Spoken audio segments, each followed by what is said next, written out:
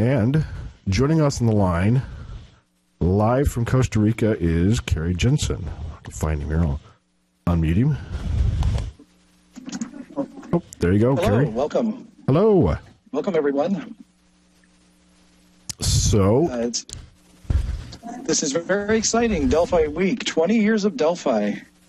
I remember it so vividly when it first came out. It was knocking everyone over that you could build applications so quickly with this rapid application development tool, and it just took everything by storm. And it's so nice to see it here 20 years after, stronger than ever. 6 compilers and building applications both for mobile platforms and a number of different desktop platforms. It's really, really amazing.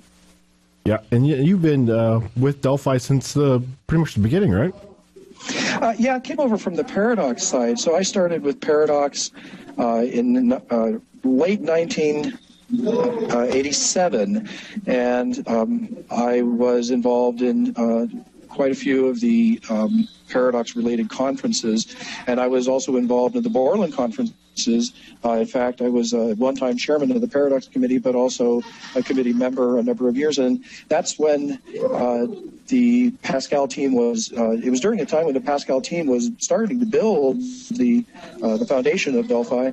And so having been so close to Borland at the time, I was very much aware of what Delphi was as it was being developed. And in fact, I proposed to Kevin Smith of SoftByte International that if he would approach Borland to do a Delphi World Tour, I would write the material.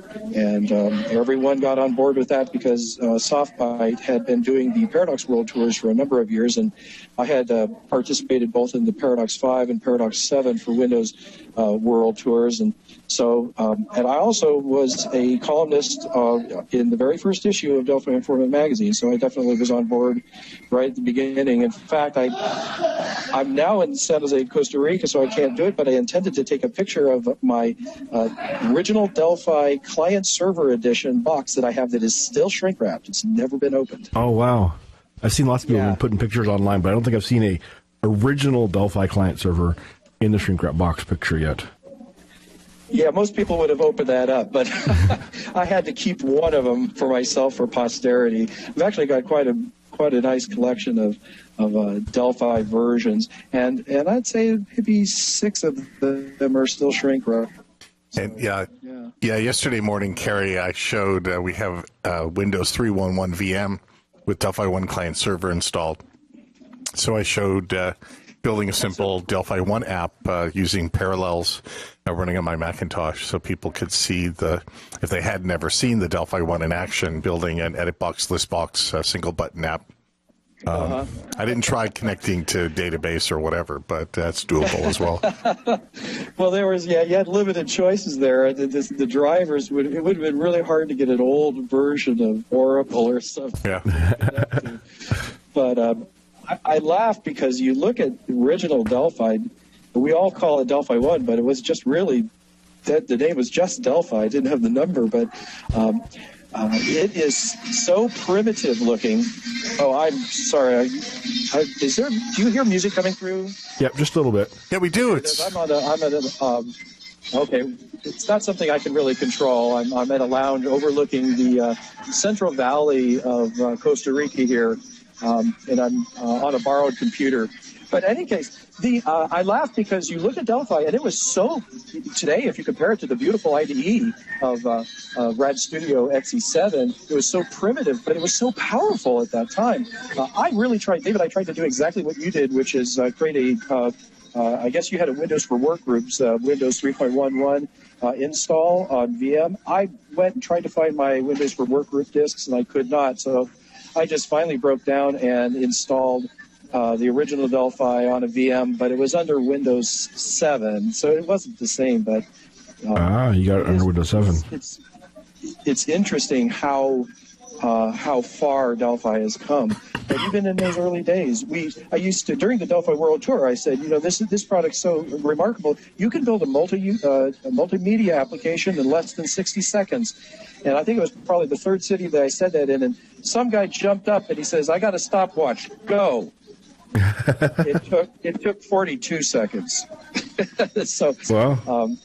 Yeah, it was a remarkable product. Well, it's even more so now. It has all these modern language features, and again, the capabilities for the cross-platform development. It is just really, really satisfying to see how beautifully Delphi has matured.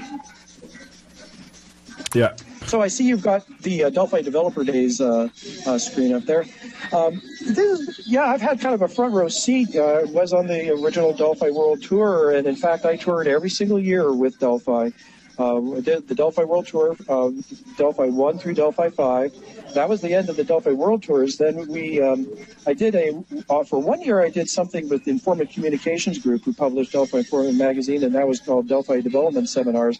And then in 2001, my wife, Lori Anderson, and I started Delphi Developer Days. And then in 2009, Marco Cantu joined us for the next 3 years doing Delphi Developer Days together, and that was so much fun.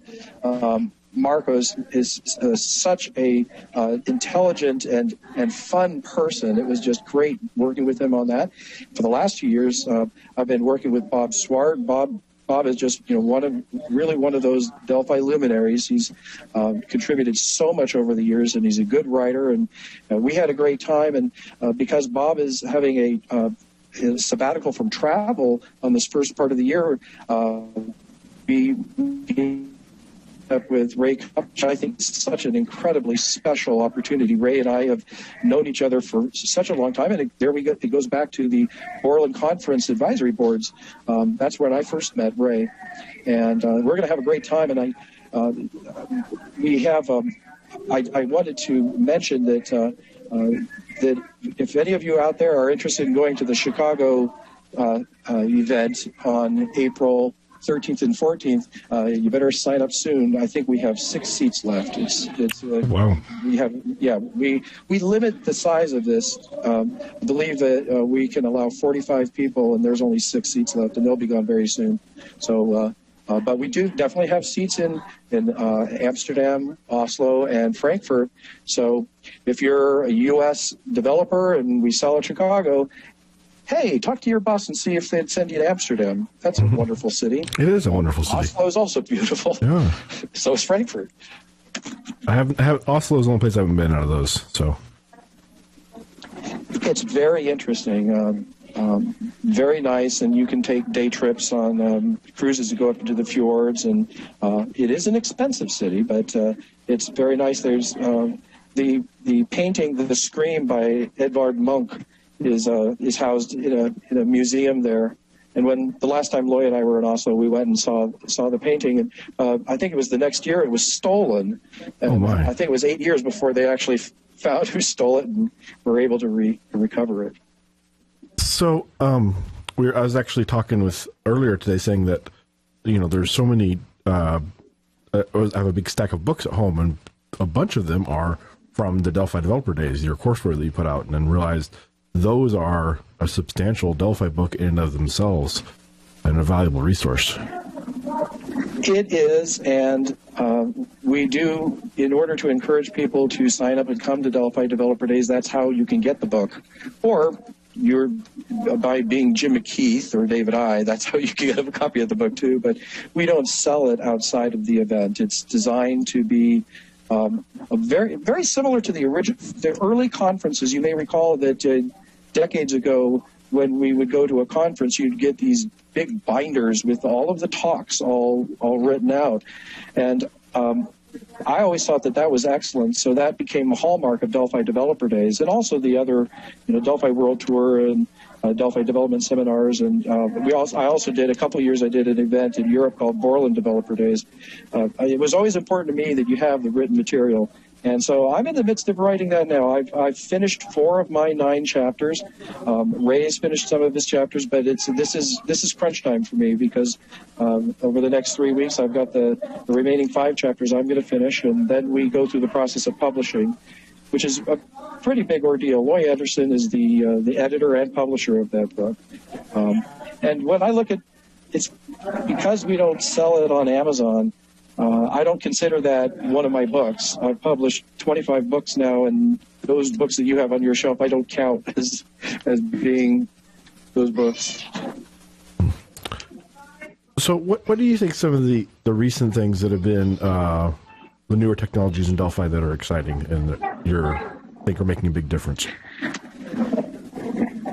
Well, certainly being able to compile for mobile is a really big deal, and 2 of the newer features in recent years that have been added to the mobile development toolbox have been the tethering, app tethering, and the push notifications. And I think that's it's visionary, really, to have added some of that to the product, really allowing you to take your existing applications and then combine it with the flexibility of the mobile solution to kind of put things together in ways that just weren't possible before.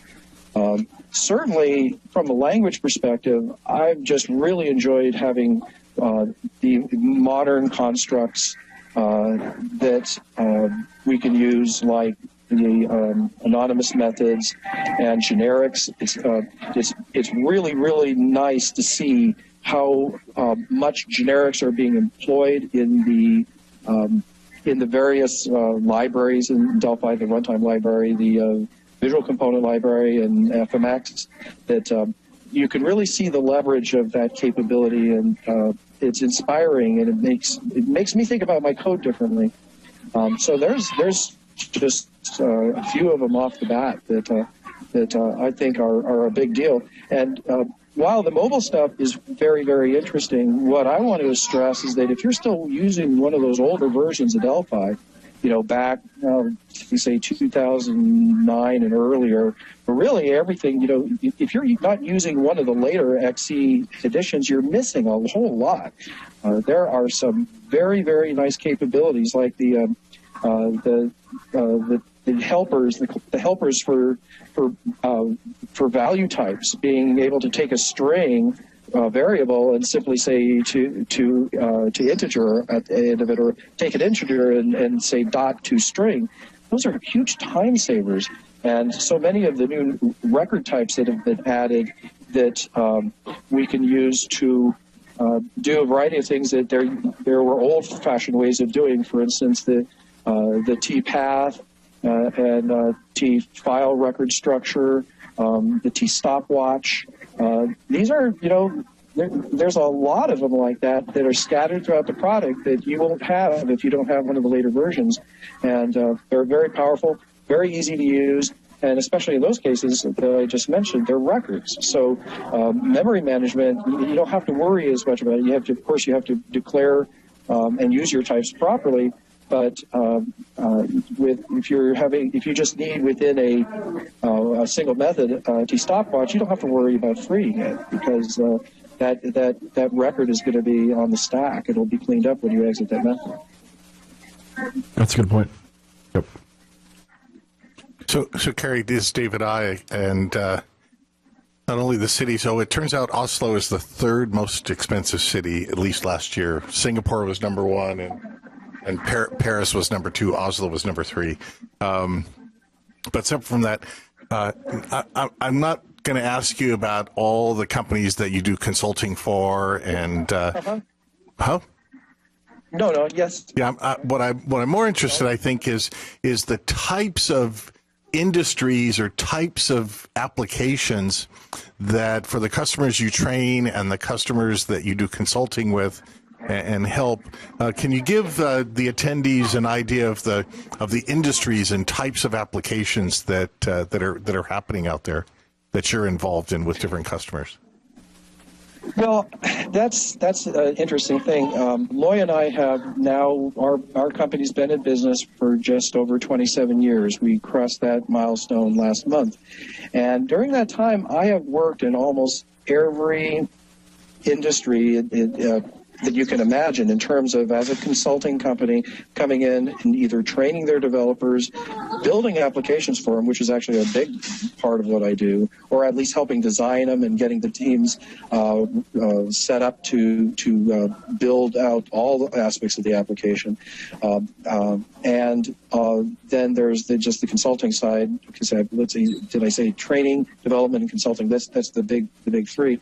And it's been everything from NASA and this, of course, living in Houston, we did some work on the early design of the space station.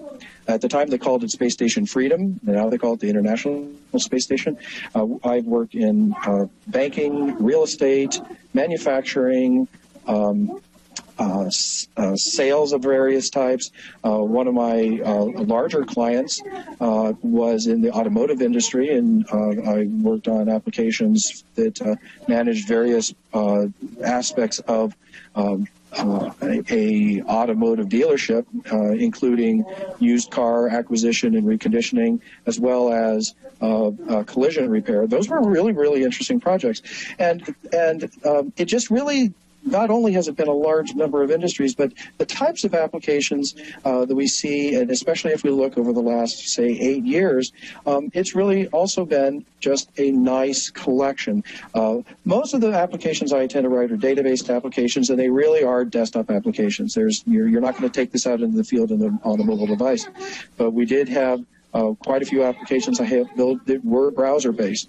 We used two different technologies in those browser-based applications. Of course, one of them was IntraWeb, which is got some very, very nice features. It's a component-based tool for building web sites, and you can either build ISAPI servers, or you can buy or server extensions, or you can build standalone servers with that technology. And the other one was DataSnap, and that's one that I continue to be so impressed about. And in fact, one of the papers I finished for Delphi Developer Days is on DataSnap and REST, and I just really love the tools as they are in this currently in Delphi XE7. And here again.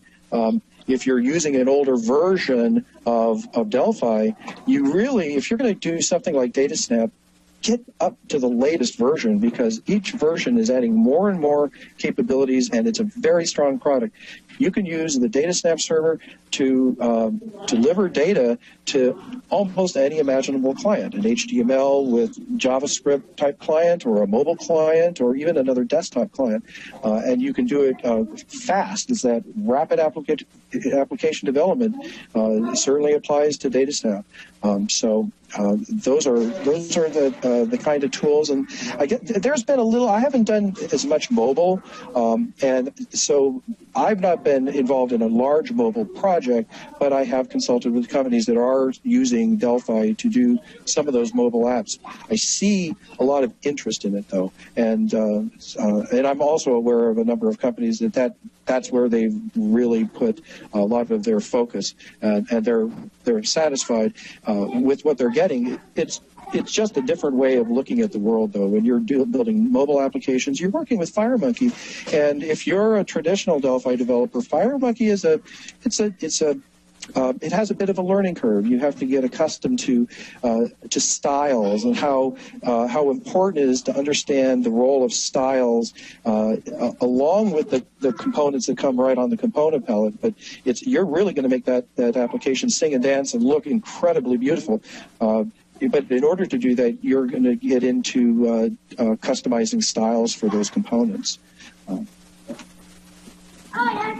So I guess that's kind of done a little bit of everything, done a little bit in a wide variety of industries, and have seen most any type of app. Of course, there's also, a lot of the apps I've been building have been Windows services that.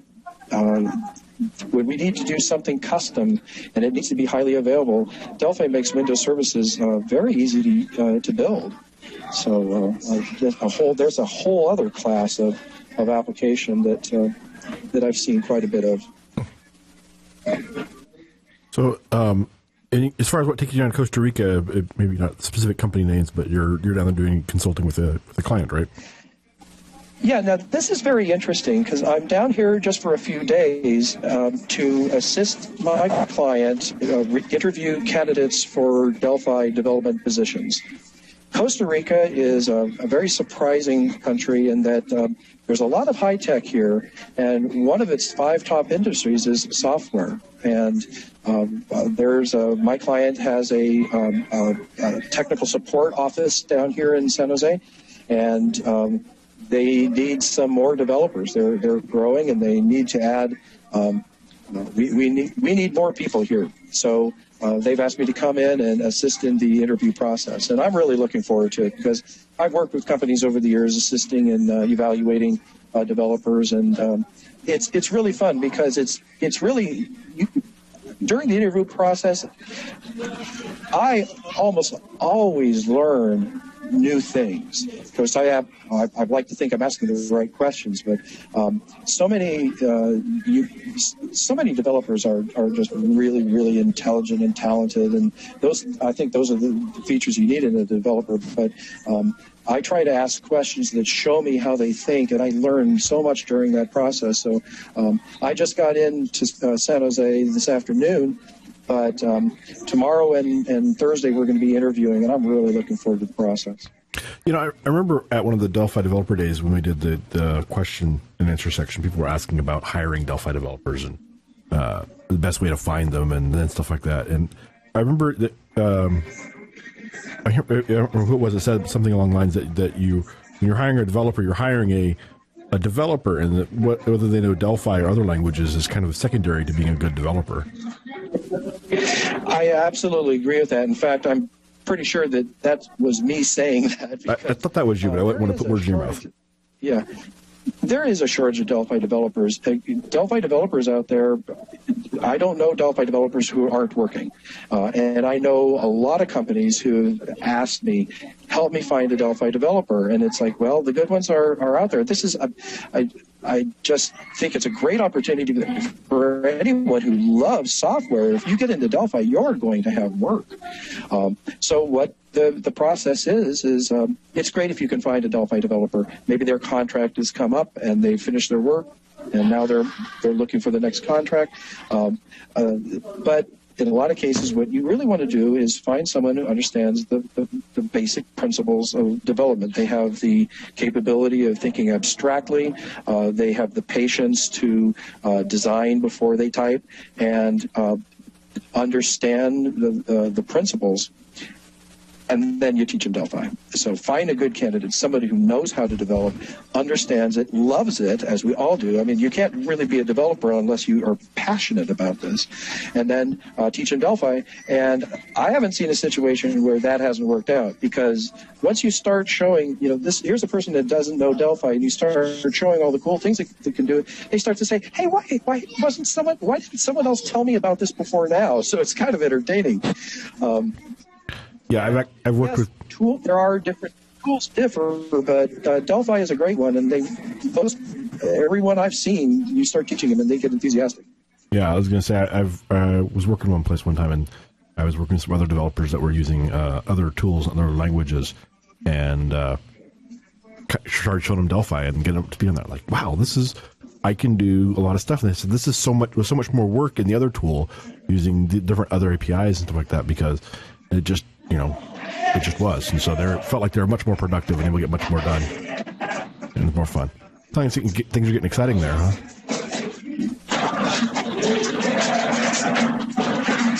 Yeah, it is a great tool, and it's fantastic how quickly you can do things and how well you can do things. I mean, it's just the foundations of Delphi are rock solid, and so you apply your skills as a software developer and use Delphi as a tool.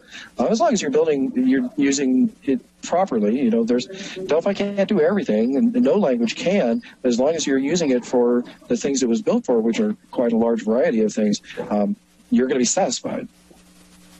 It was getting really exciting there in the background, the noise was, but it's kind of died down again. Okay, yeah, I think a party's about to break out here.